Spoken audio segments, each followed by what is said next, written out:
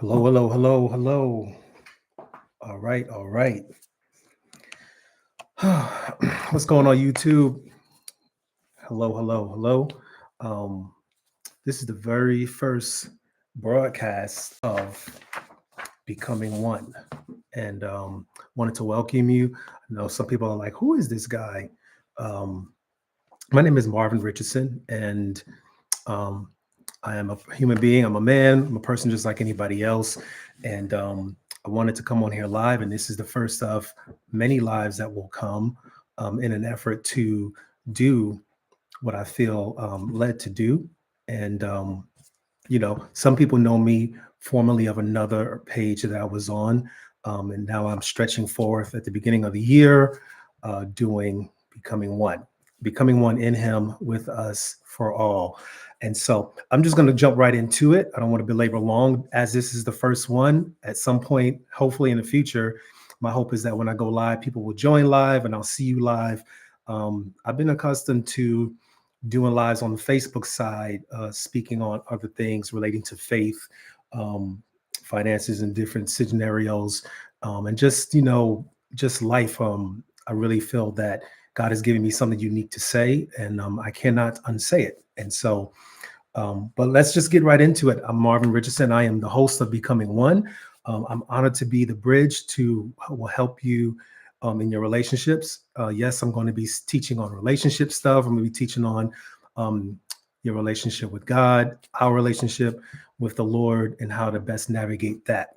And so this channel is geared towards bringing awareness towards how to navigate in relationships with God, in Him, with us, for all. So that's not just you as an individual with your spouse, but your relationship with God, and then everybody that's connected to it. And so it is the goal that we'll give insight and clarity to some of the solutions that's actually plaguing the world now, and when it comes to relationships. Now, I know you may be asking, do we really need another page that's talking about our relationships? Well, um, yes, I think that there needs to be more voices that's going to speak more so to the solution of the relationship rather than the problem. See, it's very easy to just talk about what he did, what she did, and we just keep kind of going back and forth with what the person did wrong. We're not thinking so much about solution. And so my goal is to help bring solutions to this, this space, the relationship space, and that's why I endeavor to do.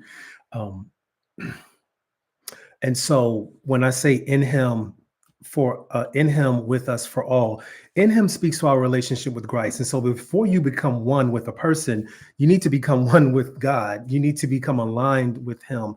And so whether you're single or married or divorced or whatever the case is, prior to you actually marrying someone, there should be some level of understanding of who you are, what you are, and why you are. And so as you are walking the planet before you've joined in marriage, the hope is that you would have known who God is and you've had time with God. And if that is not the case, that's fine. This will be a journey, and maybe you will come to know the Lord on your own as a result of watching some of these lives. God instituted marriage. Marriage is a God idea. It's not a man idea. It's something that He created, and I am for it.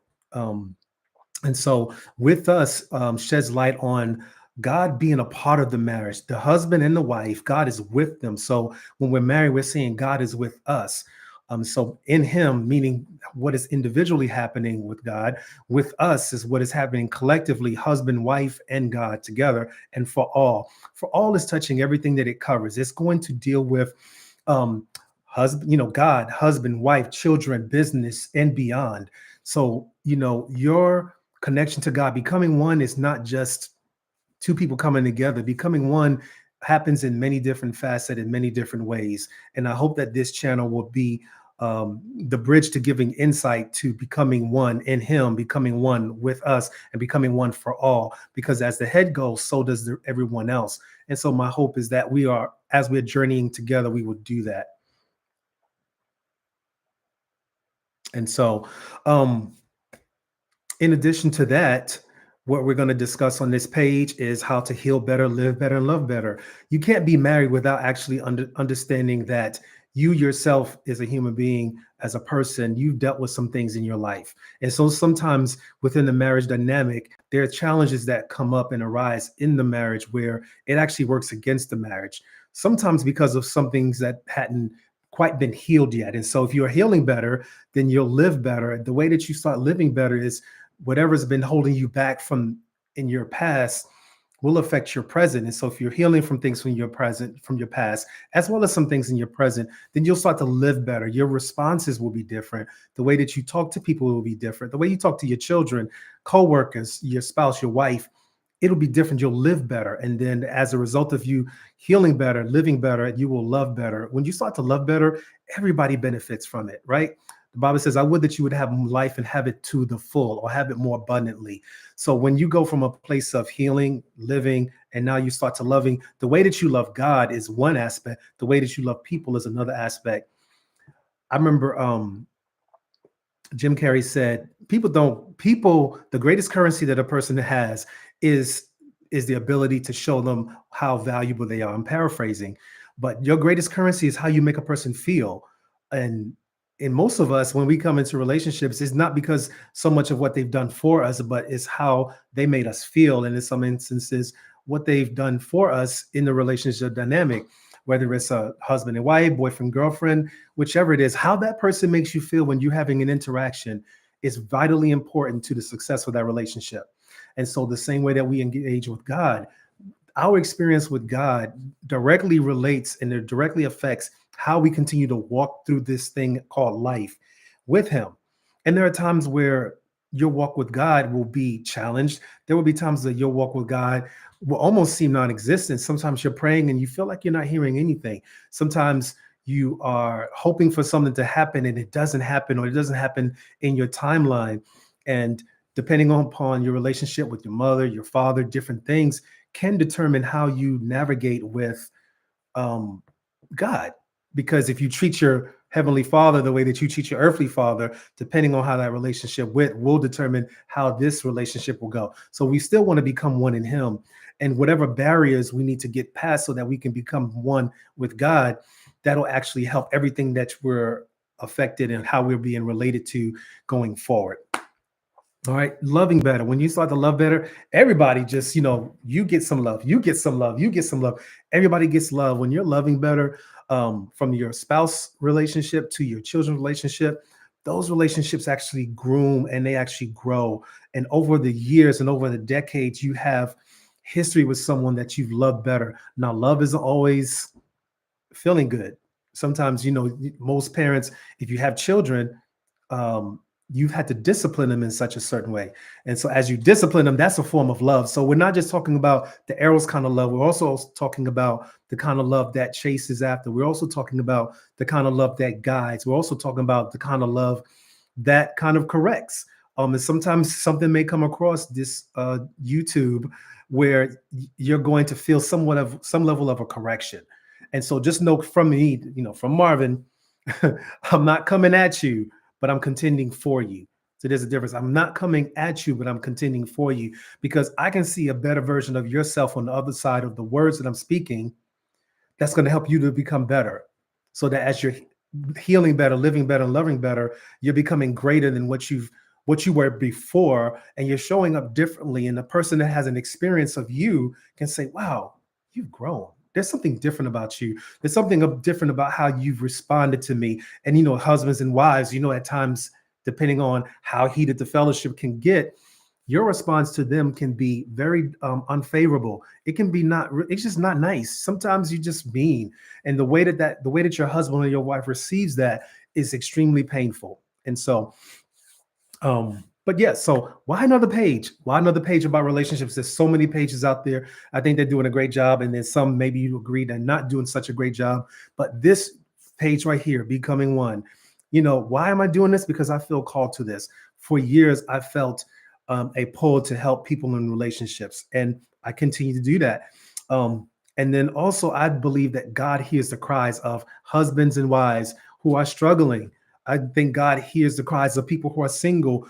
I think God hears the cries of those people who are divorced. And newsflash, I am recently divorced. For those who know me from another platform, I was previously married and now I'm presently divorced. And so I get it. I get the pain of loving, meeting, loving, learning, and losing to a degree. And so, and even if you lose, you still win, because as long as you have the Lord, you're good. I'm looking at my notes here. And so, yeah, I feel called to it. I have a soft spot inside of me that when it comes to marriages, I just want to help people. I want to help you. There's some things that I've learned along the way. There's some things that I've read in books. There's some things that I've been counseled about where I just want to share what I've learned. And I think I have some information that will help you um, become more aligned, to help you become one with your spouse, with the people that you're in relationship with, and everywhere that God is trying to lead you to. And so becoming one is not just becoming one for the marriage, it's also you becoming one. So in him, with us, for all. I'm going to say that a lot. I'm going to probably say that at the end. In him, with us, for all, because without him, I mean, what are we doing here? What are we doing on the planet if we don't have God? What are we doing on the planet if we're not doing the best we can, if we're not showing up the best way we can, if we're not growing so that we can become more? What are we doing? And then how do you expect yourself to go into a relationship and you bring a lesser version of yourself? Your spouse, your husband, your wife is going to expect a greater version of yourself in year 5. In year 7, they're going to expect a better version of yourself. In year 1, yes, some things will slide. In year 2, some things may have another challenge. In year 7, at some point, your spouse is like, I thought we've gotten past this. I kind of need you to participate in your own rescue and participate in your own growth so that you can be someone better. And that goes for both sides, the husband and the wife. So I'm not taking shots at anybody. Again, I'm not coming for you. I'm contending for you. So there's a difference. All right. I believe that the challenges and the failures are all a source of lack of knowing and fully being known. You know, like with God, in him, we want to know him, and we also want to be known. It says in the Bible, it says, before you were formed in your mother's womb, Jeremiah 1:5, I knew you. I formed you, right?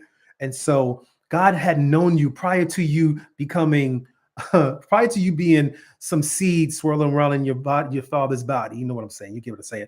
You know, prior to that, before you was released from daddy to mother, and in the womb you was formed, God said he knew you. So what does that say? That he knew who you were, what you were, and why you are, and what you're doing here on the planet. He has a purpose for you. And even in the dynamic of marriage, he has a purpose for you. But prior to getting to that, he wants to make sure that you and him are like this. You know what I'm saying? You know, we say people are like freaking flack, you know, they're like glue, you know, you stuck together like glue. He wants you and him to be so tight that it's like, man, I can trust Marvin wherever I need him to go. Marvin will represent me where I send him. You, lady, woman of God, God can trust you that wherever he sends you, you're going to represent him, because you and him are so tight that you and him can be a mouthpiece to wherever he sends you. And when it's time for you to be married, you will be a mouthpiece that will build and not tear down. Husbands, the same way, you will be a person that will love her as Christ loved the church and give himself up for it. And so within that dynamic, you are becoming something great, and she will know you as you are being known. So you are known by him, but she also wants to know you the same way she will be known by him, but you will also know her. I hope this is making sense. So let me further explain. If you think about a machine, if we're talking about the in him part, if you think about a machine, all machines are built by a manufacturer, and all machines have a particular function. So there's a reason for the purpose that a machine has been intended. So now when that machine is given to an operator, if the operator doesn't know how to operate the machine, he can potentially damage the machine. He can not use it for its purpose that it was intended, and therefore he can actually destroy it. And so we are just like that machine. As a human being, as we are living on this planet, we are his workmanship. We are his machine. He has created us, mind, body, and spirit, or soul, body, and spirit. He's created us. He made us to operate in such a way. And so, but when the operator, now we can look at this from a relationship standpoint. When two people get married, you know, you are a machine that your spouse operates. I am a machine that my spouse operates. And so there's a way that she gets to function with me as my wife. And if I'm functioning in the way that it was intended, then things are going well. But if I don't know how to operate with her and she doesn't know how to operate with me, then there's a challenge. Then who do we go to? Him. You go back to him so that this can be better. You get the information from him. You get the manual from him so that the relationship can be better. I used to say, And I still say marriage doesn't come with a manual, it comes with a mirror. And so within marriage, you are going to be faced with your mirror. You're going to be faced with aspects of who you are, and they're going to show it to you right in your face. It's going to be like, boom, that's you.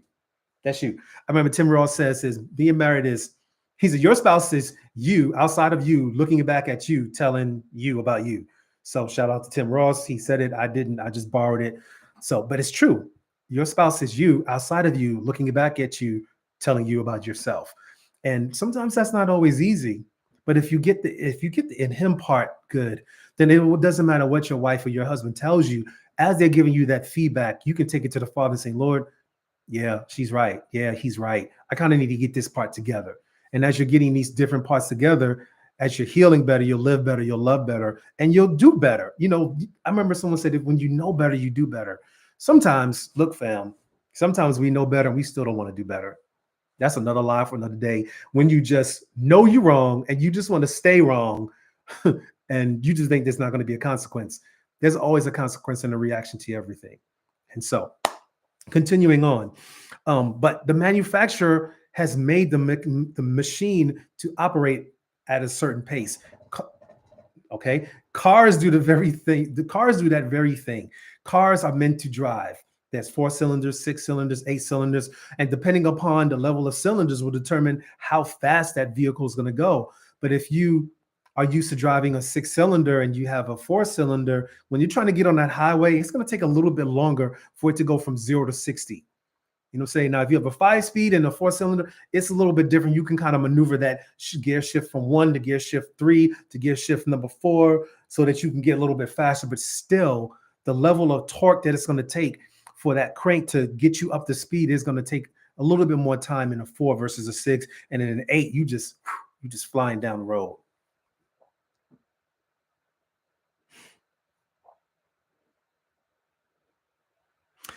And so becoming one, we're becoming one in him. And then in our marriages, we're becoming one with us. God is with us. You know, there's a purpose by which God joined a man and a wife together. He says, I will take them from the mother and father, and they will be joined together. They become one flesh. They will become one. Now, there's a process of you becoming one. Yes, when you get married, you have sex, you're one. But the art of becoming, you guys kind of figuring that part out. It's like a dance where you learn certain things about her. She learns certain things about you, and y'all can kind of adjust. And as the seasons go in life, you continue to adjust, you continue to evolve. But if you'll have that time with the Lord and your singleness, then it's going to be a little rocky. And sometimes you just don't know what you know. Sometimes it's you didn't have all the information that was needed in order to be successful. You know, whether you rushed into the marriage or you just didn't avail yourself to the knowledge. Here's reality. We are always going to be learning. We're always going to be learning. You're going to always go from one level of glory to the next, line upon line, precept upon precept. How can you be married and not really understand and study how to be better at marriage? So it's amazing. You can go to the DMV or the Motor Vehicle Association to get a permit to learn to drive. You have to take a driver's test, but nobody has to take a test to get married. Interesting. But be that as it may, we are where we are. And pages like this, books that you will avail yourself to, books that I would even recommend that you guys read will be geared towards you becoming better than what you are to your today. Becoming one for all. Becoming one for all covers it all. It covers your family, covers your children, your children's children. For those of us that believe, we want to build a legacy for our family. We don't want to continue a legacy of some of the negatives that have happened in the family. And yes, I'm going to address some things that deals with some of the hard things that has happened in some of our bloodlines, some of our family. You know, you don't know why this person smoked and the next generation smokes and the next generation smoke and the next generation smokes. So you just fill in the blank and just change it. For whatever reason, something comes up within the bloodline that allows you to operate the way that you do. And sometimes you just like, I just don't get it. Sometimes people say, man, you just like your daddy, or you just like your mom. And you start to realize when you become an adult, man, I am like them. But there's a way to shift that. There's a way to shift that. The source is always in him. It's always in him. You being better is always going to be in him. You being more than what you were before will always be in him. And as you're doing that in him, then as you relate to your spouse, it'll be for the better and for all, everything that's connected to you when children are involved, whether you birth children in a nucleus family or you're blending you're blending and the children are being brought into you. Like I was in a blended family, so I begotten these children and they became my children. So there's a dynamic between how you blend with families versus having children of your own. We'll talk about that. This is for all. You're becoming one for all. You covering all. And where you're going to find yourself not having it all, you're going to realize that I don't have it all together. I don't know what to do. It's okay. Nothing catches God by surprise.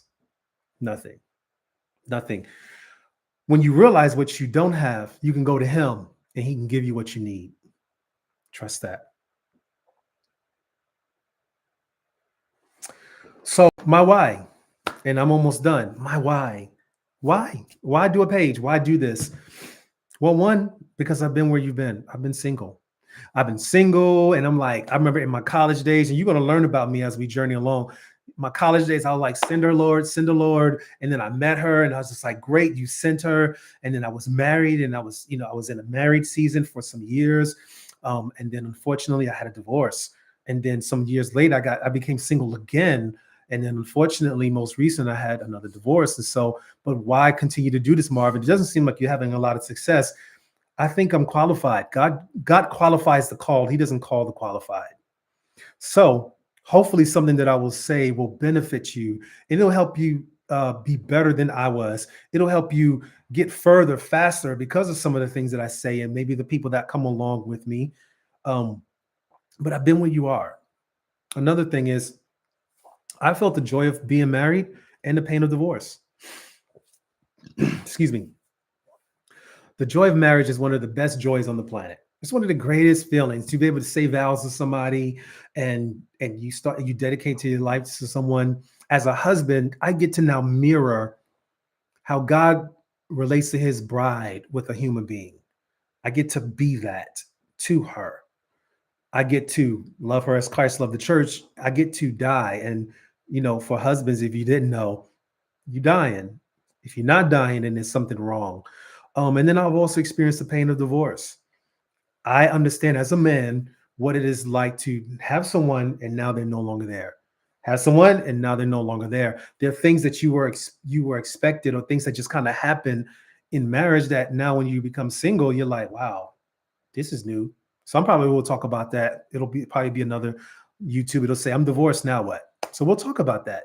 I've been there, but my why is also centered to I value the covenant of marriage and I contend for it. I value the covenant of marriage and I contend for it. Family, I cannot tell you how bothered it is for me at times when I hear about another person getting divorced. And I hear another person getting divorced, from famous people to people that your next door neighbor, or people, distant cousins and family members. It just, yep, they're getting divorced. Oh, they're separated. You're just like, man, why can't we seem to get it together? And so I don't have all the answers, but I do have a few solutions that I want to share. Okay. And if you journey with me, you'll learn about my story and your story. And we'll probably cry a little bit. We'll laugh a little bit. We're definitely gonna laugh because I cut up. I act a fool sometimes and I don't care. And sometimes I'm gonna come on here and I'm gonna just be talking. I'm not gonna talk about relationships at all. I'm gonna talk about Jesus. I'm gonna talk about God. I'm talking about becoming one with him. Because that's ultimately what is needed and what's necessary. Apart from him, we can't do nothing anyway. So I'm now in a single season, journeying forward. And some of you are married. So, and stay in that season. If you're single, then journey that with me. If you're married, then hey, I got some stuff for you that'll help you. And if you're divorced, look, trust me, I understand that pain. If you're a man watching this, brother, I understand that pain. If you're a sister watching this, I understand that pain. And not all divorces are created equal. Some of us wanted it, some of us didn't. Some of us was blindsided. Some of us said, look, I need to get away from this joker. Like this joker, he crazy, he cray. And so, I wouldn't want anybody to be in a relationship with anyone who is not good. Like, if you're gonna cause physical abuse, then nah, fam, go. Call me, I'll help you pack. But another reason that's connected to my why is I want you to have a successful marriage that is not based on likes on the page, but blessed assurance. What is blessed assurance? And I'm not just talking about the song. Blessed assurance is this inner feeling that we're good. You look at your spouse, you look at your wife, you look at your husband, and you're just like, man, we're good. Hmm. Don't have anything to complain about. And the years go by, you just like, I still like her. You look at your husband, you be like, yeah, I still like him. I still love him.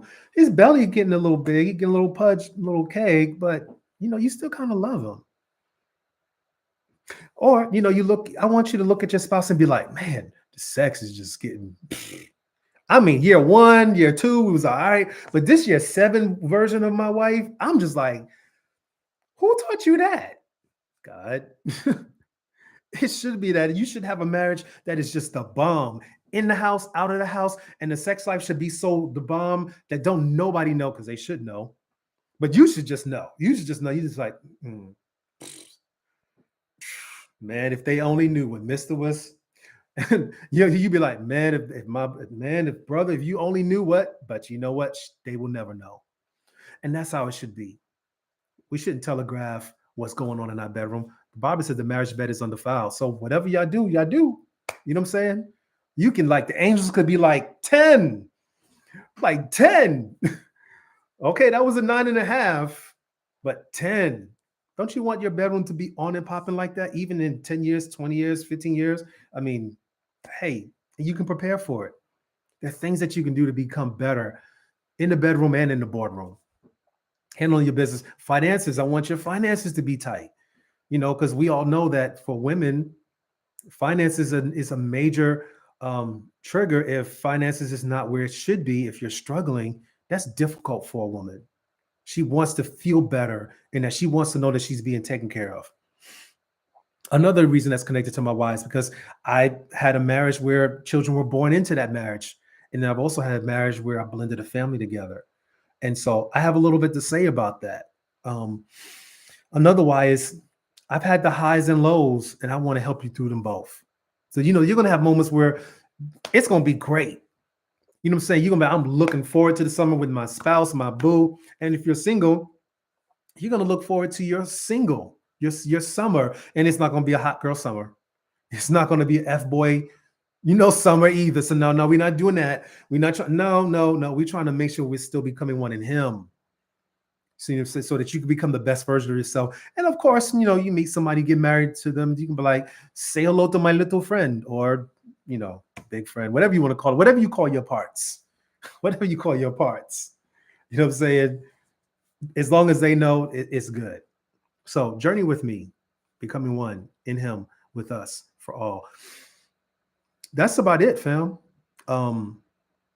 Subscribe to the channel. Please do that. Share this, send it on to people, and that's going to be comment. There's going to be content to come. And yeah, another thing about me, I'm a father of 2 boys. I love God, and I love God's people, and I want you to win. I want you to win. And so as we journey forward, this is the very first one.